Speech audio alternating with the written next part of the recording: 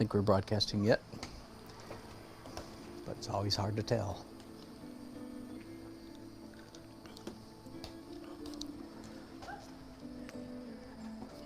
There we go. Hello, thank you for joining me today. My name's Dan, and this is Daily Art Adventure number 633, in which I find myself at the epicenter of a great adventure. Any of you regulars, if you missed me Friday and Saturday, I spent some time describing this adventure. I'll do it again very briefly. So I've had a feeling for years, 3-4 years, that in my final finished paintings, I want more of my abstract randomness to show through in the final painting. Now, wanting something and being able to do it are two very different things, as everybody who's an artist will understand. Most people say, I'm tight, I'd like to be loose. But doing it is quite a different thing. Hang on, I don't need this light to be quite this bright.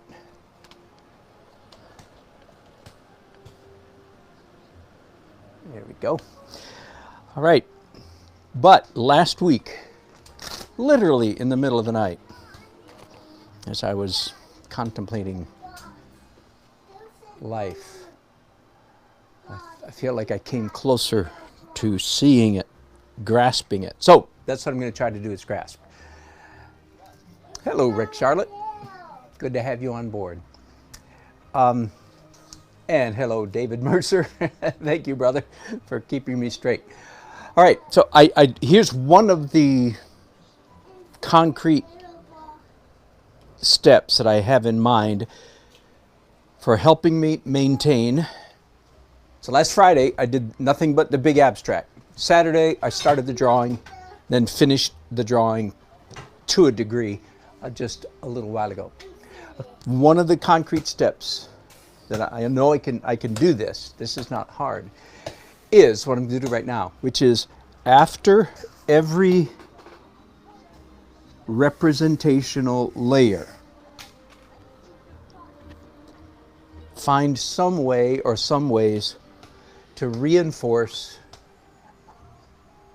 the abstract underpainting. Okay, now for several months now, I've had it close to that. I've been saying after every layer, I called it do intentional intermittent messiness, right? If you're following me a long time, then you might remember that. So that's nothing new. What is new here is that, not only do I insert intentional messiness between each layer, but in fact, a messiness that, you understand when I use the word messy, right? I'm just using that to refer to not representational. All right, so not only doing messiness, but reinforcing some of the earlier abstract stuff. So right now, what I'm doing is just the most obvious thing, which is taking white paint, and now this could get problematic if I get tight, but with your help, I am not going to get tight, because I'm echoing marks that I made in the abstract, and often that tracing is, I don't want to do tracing. That would not be, tracing is usually not a pleasant mark. So I can't trace, but I can echo. So fine difference between the two.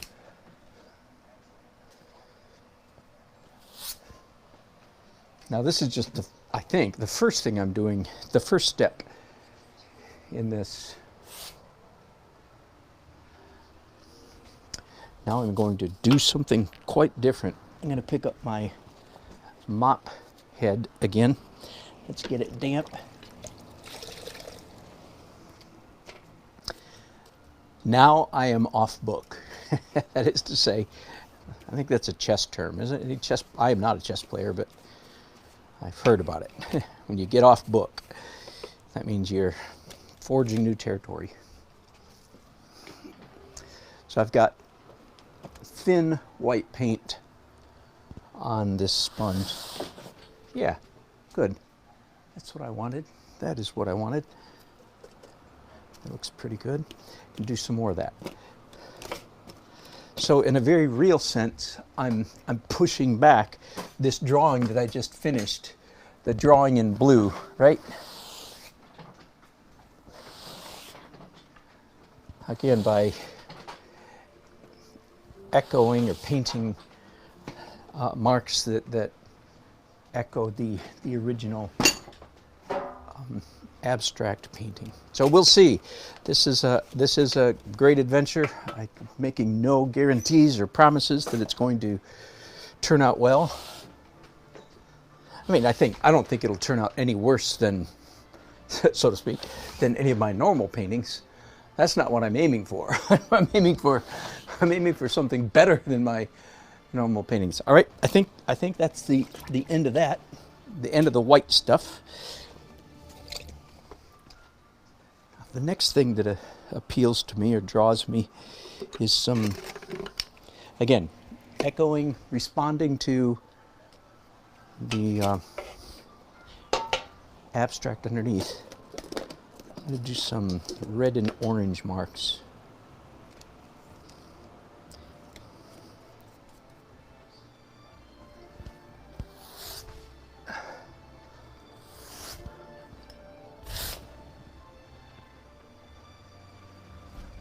There's not enough paint on there to flick. Hang on, let me try that again.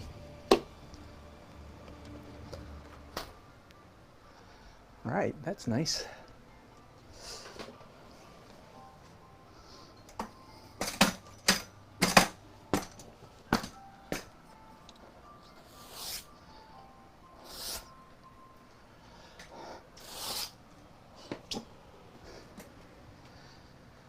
Now, I don't expect, what I'm doing right now, I don't expect to be doing this very long. I expect this to be a quick process. Ooh, that was a good idea. I just applied a little bit of opaque. Let me show you my palette, so to speak, here. When I'm working on a canvas this size. Are we aimed in the right direction? Yeah. It's my yardstick out of the way. So here is my, whoa, I'm moving my light. I forgot it was attached to this.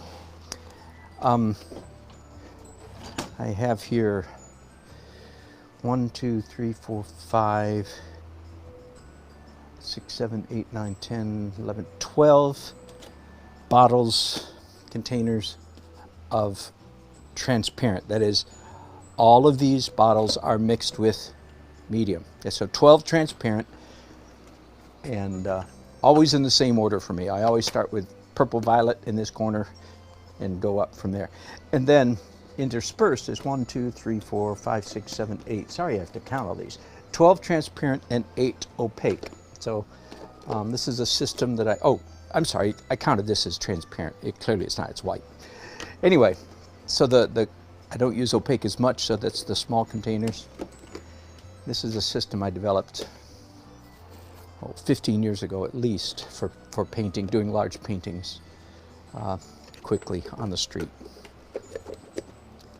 And I liked what I just did a minute ago when I picked up some opaque pink, literally a pink, bubblegum pink, that color that I usually say I never use or don't like, but I did that time and it looked good. Okay, so this is now an opaque yellow.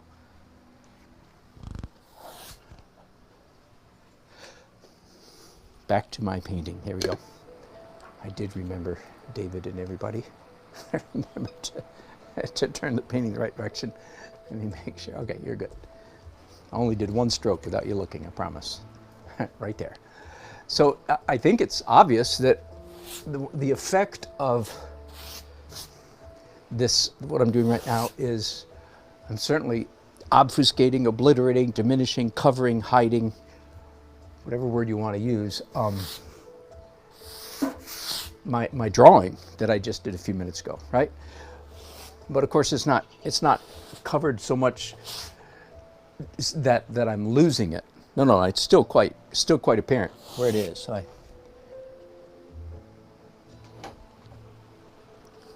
All right, so now I have to wait for all this to dry, and it is quite warm out here today.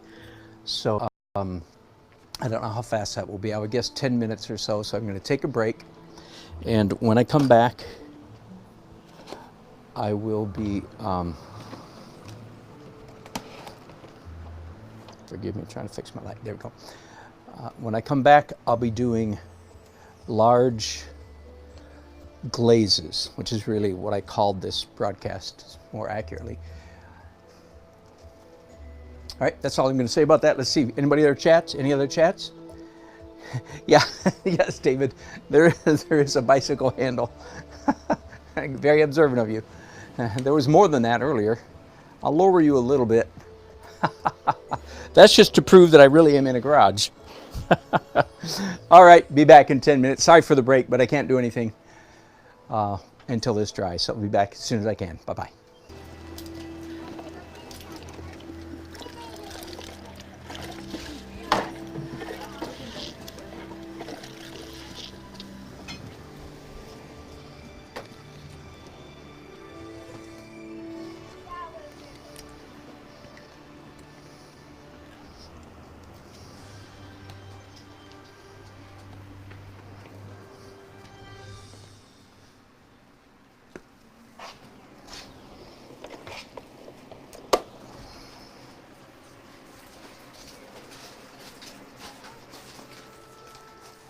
All right, we're back.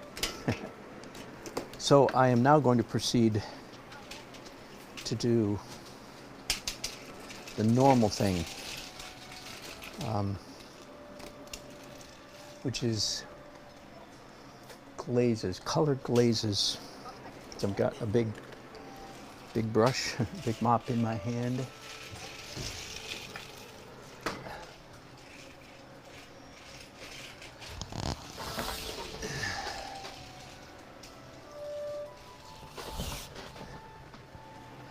And it is certainly, in my mind, it is when I'm doing big stuff like this, big broad strokes, that I feel I particularly want to restrain myself and not cover up too much. And again, for those of you who are just joining me, the whole focus of my painting at the moment with this painting is to allow more of the original abstract to show through in the finished painting.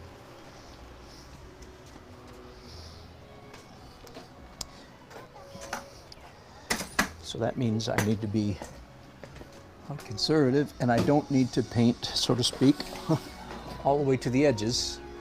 But let me throw out a big caution to myself and to you. In this effort to allow more of the abstract underpainting to show through, the most logical impulse would be to not paint to the edges. But that's a cheap way out. That will not accomplish what I have in mind. Simply sort of having a halo or a vignette, in this case a light vignette, that will not satisfy what I'm after. So it's not just enough, even though again in my mind I can see doing that, but that will not satisfy my objective. So it's quite a bit more subtle than that. There's got to be bits of my original abstract underpainting that show throughout the painting, not just around the edges.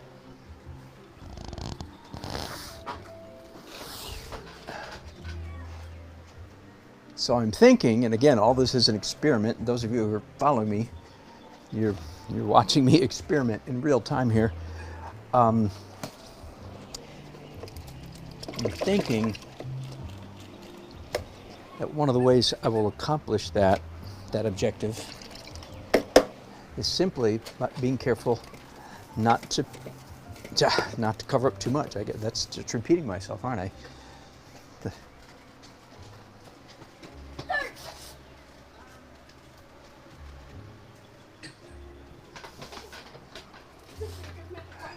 I'm saying to myself, resist the temptation to, like if there's a plane of a building, a flat part of a building, I'm thinking to myself, resist the temptation to color, so to speak, in the lines, to paint the entire plane. Let part of it remain unpainted. Phew!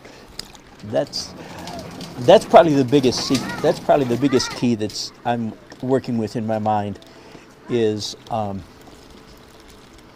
don't paint the whole thing. Don't paint the whole of anything. So there's a bunch of warm glazes. Now let's change gears here. Let's do some cool stuff.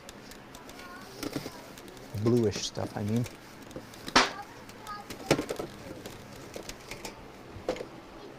Again, I'm now using a butcher tray and pouring out little bits of paint from the bottle, straight from the bottle, and then adding medium to the tray and mixing it all up with the brush, so to speak. In this case, the mop handle, not the handle, the mop head itself. All right, let's see. Ooh, that looks really dark.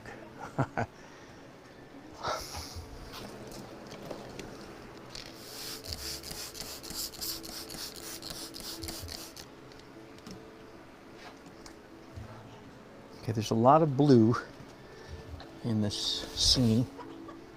Yeah, that's too dark. This building, the sky is blue. One of the guidelines I've used for the last year or so is that if there's a lot of sky in the painting, then I'll do a sort of a Cape Cod underpainting sky. I just say orange, pink, and yellow under a blue sky, or in other words, complementary underneath the sky. But if there's not much sky, which I'm calling this particular painting is not too much sky, then I will do local color underpainting, that is blue underpainting. Okay, so what you're seeing here is what I'm trying to do. I'm leaving white showing there, or underpainting showing there, here, and here. Not covering up the whole thing. So we will see. That. We'll find out. I'll find out together if this is a success or not. All right, now I don't have to wait for that to dry. I just did with big strokes. I just did warm and cool. At the moment, I'm wasting a lot of blue paint over here. That's too bad. I'm going to try to salvage that later.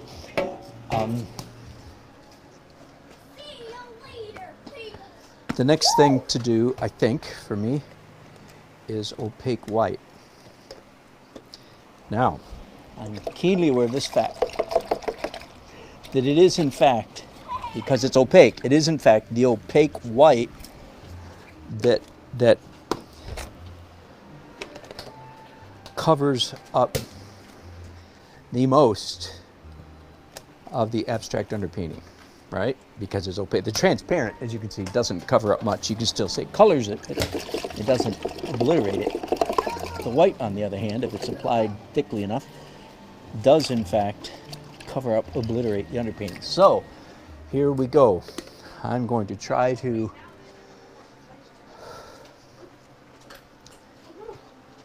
ride the brakes. Here's my, it's spattered with water and paint now, but there's my reference. So I want to go very cautious with the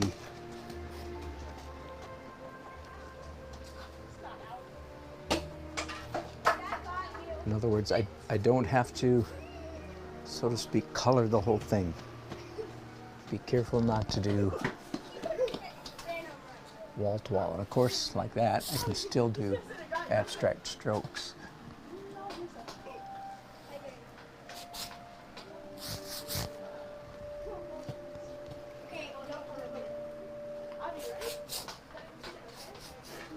So I'm thinking, like here's a big red stripe right there, and I'm simply thinking out loud, I'm thinking, okay, whereas in the past I would have gone ahead and covered up that red, now I'm not going to, so we'll see. I know I'm talking a lot, and if you're just joining me, for your new viewer, most of what I'm saying is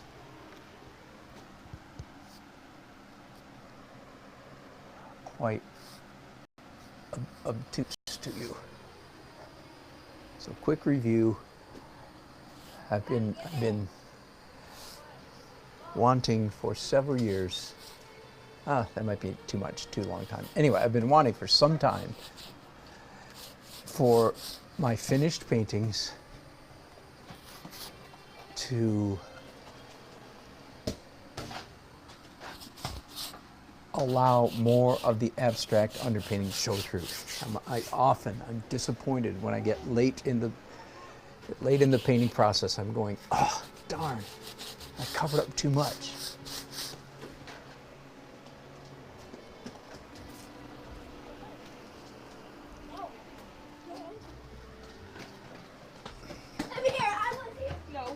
So there's light, a lot of light down here.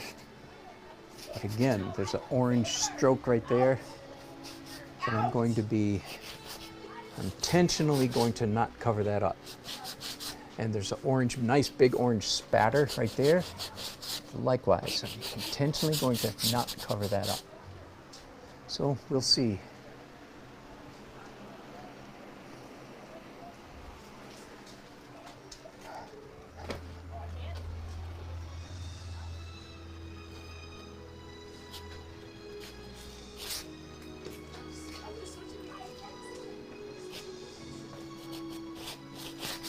Now here's another thought I had. How about with acrylics, you have just a minute, but you could put down a stroke, and then if you're quick, you can wipe it off. So that was another thought that I had, like, oh yeah, I could do that. I could put down a stroke, and then before it's dry, wipe off part of it. Again, why am I wiping it off? Like right there, because of that pink stripe and that orange stripe. Now the broad question is, so why am I doing all this? You all know. It's because I think it's going to make it a better painting. That's why I do everything that I do.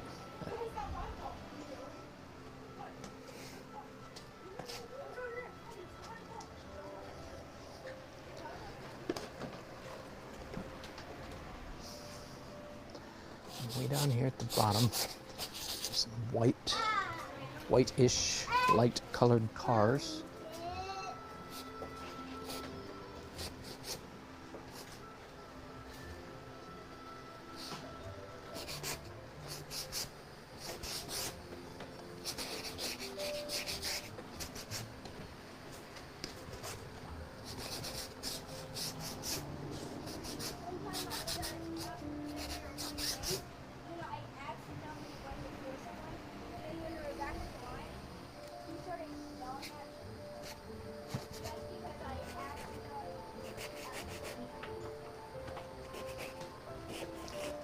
So I guess, it's sort of in summary,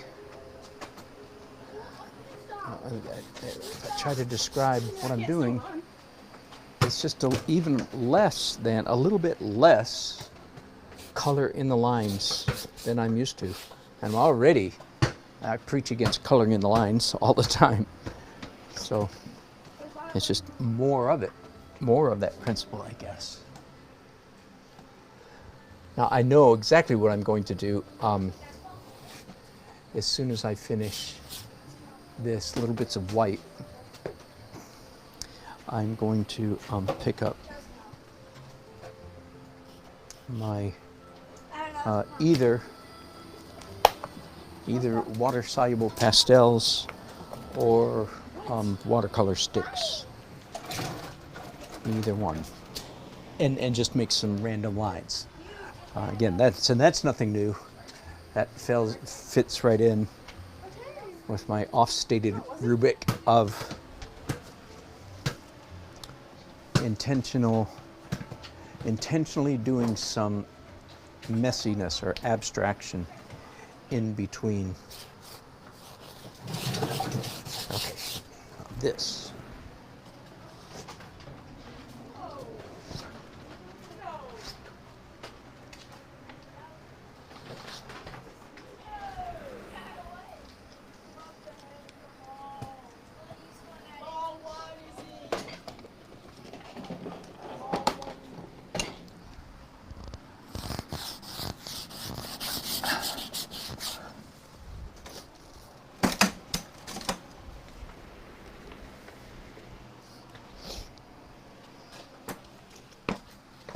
I was painting a wedding yesterday afternoon. Some of you might have seen that, and it was a lot of fun because there were a lot of people there who were not familiar with my painting. Several who were, of course, but many who were not. And so in the early stages, many of them thought I was really a messy painter, probably one of them modern artists. So that was fun.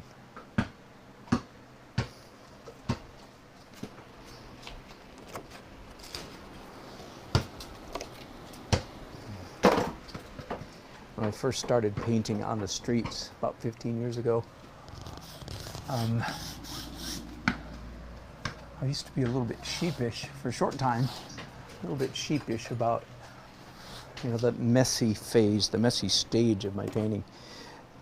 People would come by and they want to be nice, of course. They want to say something nice.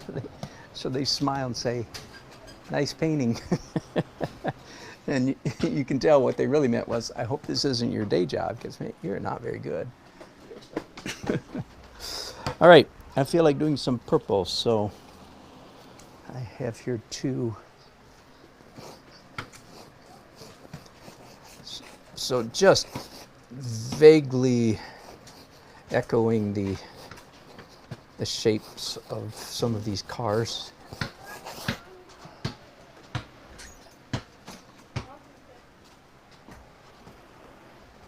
Oh yeah, and there are trees here.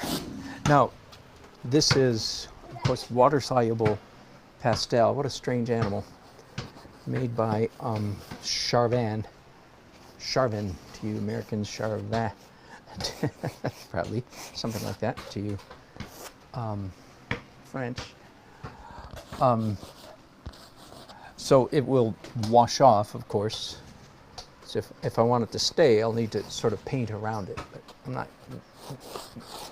Some of it will remain visible. It's probably enough purple. Let's switch. Ooh, I've got. How about something crazy like pink? Bubblegum pink. Okay, my least favorite color. But I'm trying to get over it. As soon as I discovered that I didn't like this color, I made a point to try to use it. Kids, of course, one of the questions children ask of everybody is, "What's your favorite color?" And for years, I've had sort of a Smart Alec. Artsy answer to that question. My answer is the right color. Okay, so my favorite color is the right one in that spot, in this or that spot.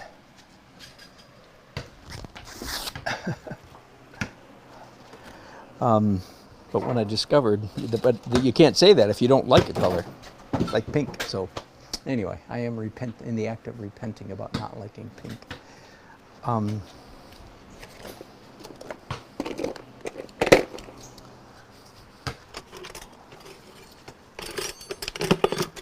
Looking for my pencils.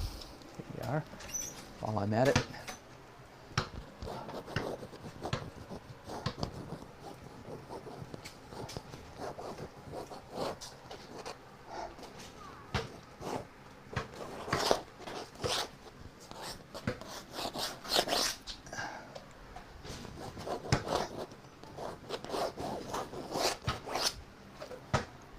Everything I'm doing right now is, at the moment, it's fairly standard for me. Not anything radical here, really.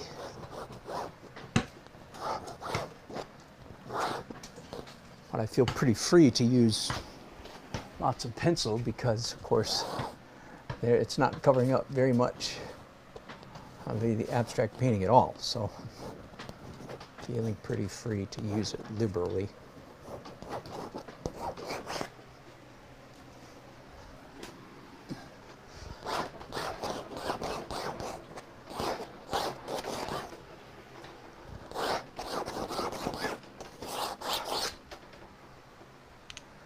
All right, I have no idea what I'm going to do next, so I'm going to pause you guys again. I'll stop and look at your chats. Thanks for chatting, and take a minute to think. Oh, here's another thought that I had. It's possible that if my objective is to allow more of the abstract underpainting to show through in the finished painting, that it's possible that I should abandon the acrylics earlier, move on to oils earlier, not do so many layers. So we'll see. My guess is right at the moment that I'll be doing some drawing with dark pastel. But forgive me, and take a quick break. Let me see your chats. Anybody?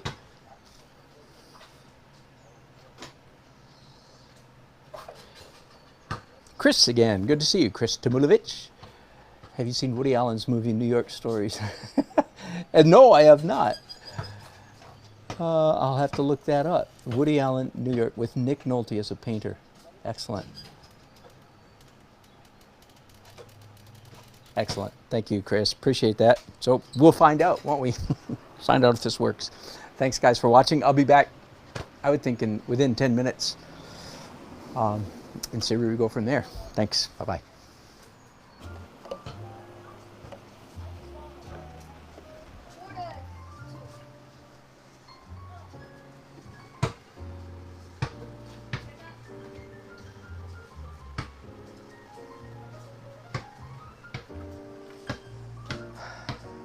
Are we back yet?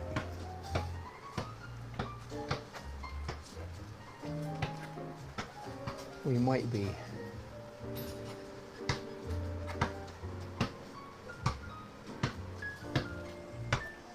Yes. All right. I'm going to bring you in close for just a minute. Whoops. Ran into a bicycle. This painting is a little bit too large for my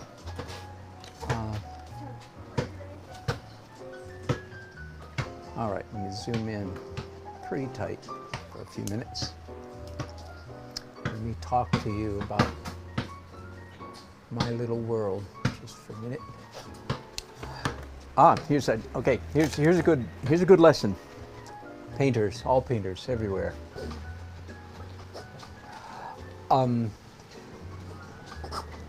And I think I'm finding myself doing this more and more to great effect, a happy effect. When I do it, I go, ooh, that was a good idea. Do what? And the answer is having painted a mark, made a mark with a brush.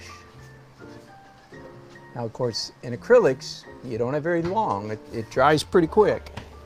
Having made a mark, so often you can make that mark so much more interesting. And what do we all know?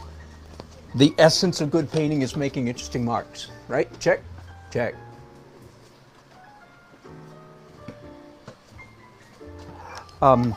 So I am increasing my habit of put down a mark and don't consider it done. Just because you put it down doesn't mean you're done. Put it down and scratch it in all different kinds of ways. All right, but here's what I was going to say. As you can see now, I am painting with a transparent blue violet, I would say, bluish, tending toward the blue and the purple.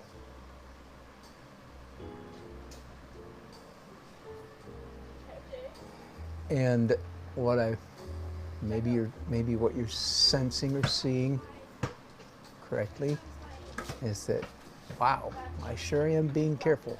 Again, let me back you up for a second. Hang on here a minute. I've got a phone that doesn't look happy. Ooh, ooh, ooh, ooh. It is not happy. That's strange. It is plugged in and it's not charging. Forgive me, just a minute. Let's see if I can get this fixed.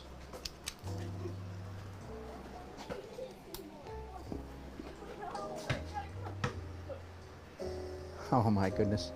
Come, come, come, come.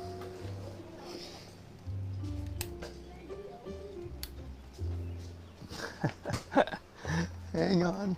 Oh my. All that time. All that time, I thought everything was plugged in. Unplugged from the wall.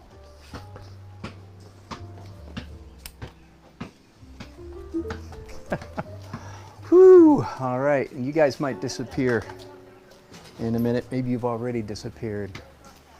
Wow. Okay, I was going to back you up now. Again, just to see a sense of scale. This is a, that should do it. It's a 6 by 6 foot painting. Square, not the most common. Anyway, so what I was just doing right there, in context, you're hitting the garage door, you're hitting the pan. In context of the whole painting, that's fairly detailed, correct? I want to make a point here.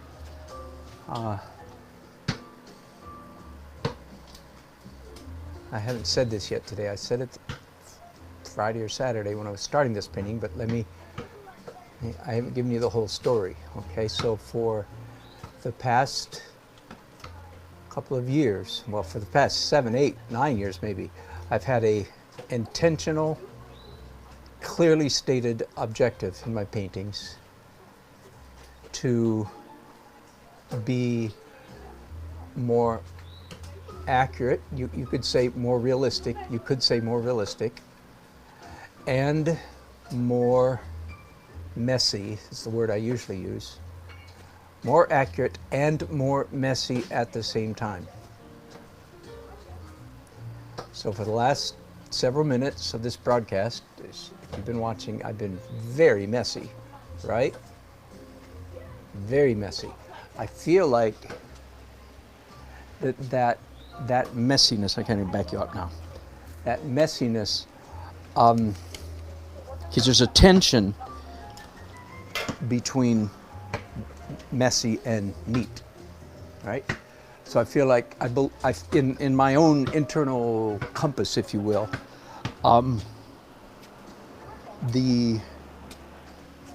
excessive, perhaps one could say, excessive messiness gives me license now to be excessively accurate or tight or realistic. Because that is the broader trajectory is accurate and, plus and also, in addition to that, messy and accurate. Okay, that is, so it's not just that I want more of my messy abstract underpainting to, so to speak, show through. I do, but I also want a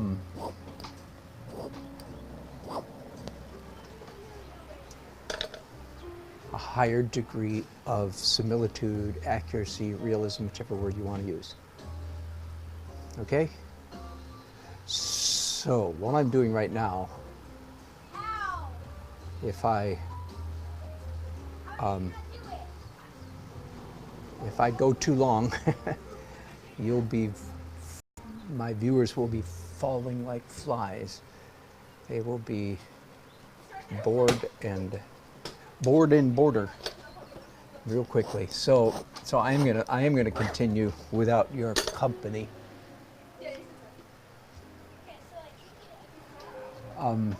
Again, because what I'm doing is just too small, too finicky, too detailed to be much fun to watch. But you can, again, I'll zoom in for just a minute. I'll zoom in. Uh-oh. Hang on, folks. My phone is about to overheat again.